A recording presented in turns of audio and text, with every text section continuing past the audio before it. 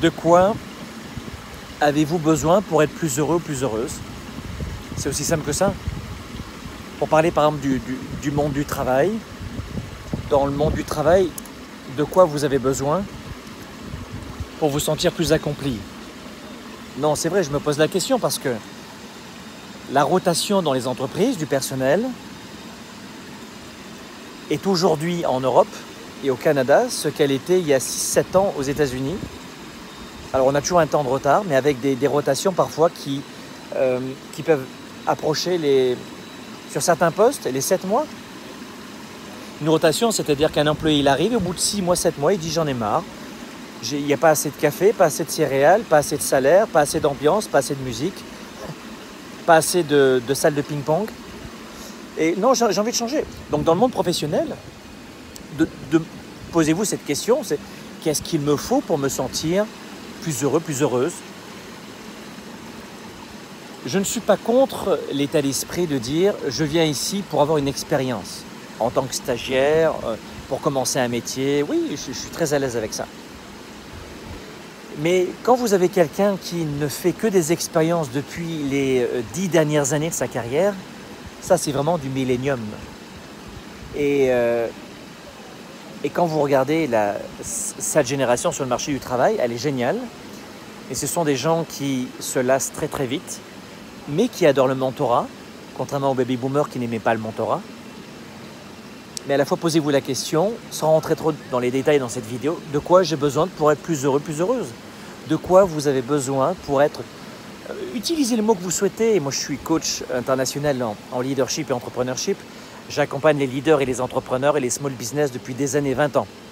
Et j'ai accompagné les 30 principales fortunes du Canada notamment. Mais moi, j'ai 4 entreprises. Et je me dis, à chaque fois, quand vous embauchez, quand les DRH embauchent des collaborateurs, que je ne vois pas, je ne participe pas aux embauches, d'abord c'est un vrai métier, et je leur dis, demandez cela aux personnes.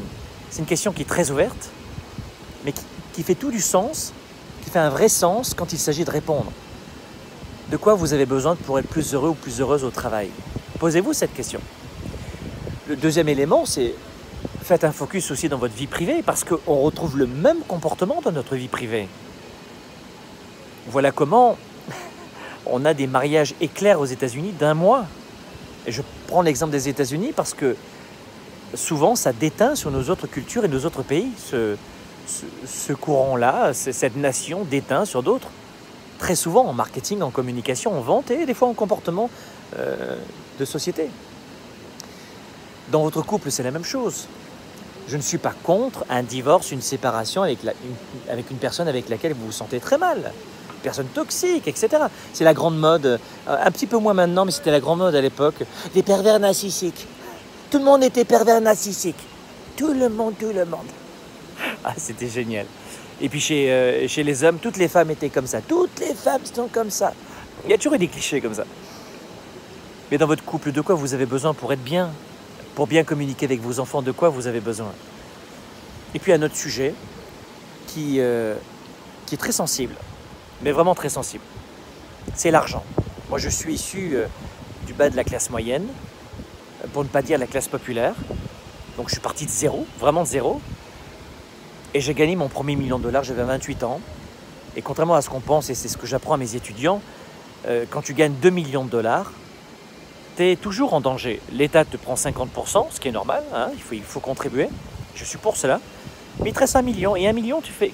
Je sais que c'est très osé de dire ça dans une vidéo, mais tu fais pas grand-chose. Tu es toujours en précarité. La liberté financière, c'est pas ça.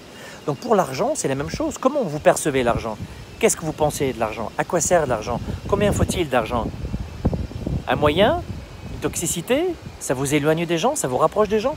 La question est la suivante. Que vous faut-il de plus pour être heureux dans votre carrière, vos affaires, votre vie privée, vos relations, vos émotions avec les autres? Et c'est exactement cela que je vais vous aider à accomplir durant la tournée 110, le 20 octobre à Paris et le 10 novembre au Palais des Congrès de Paris. Vous serez issus de 30 pays. 10 novembre à Montréal au Palais des Congrès, 20 octobre au Palais des Congrès de Paris. Renseignez-vous et prenez vos billets. C'est une formation unique qui va changer beaucoup de choses.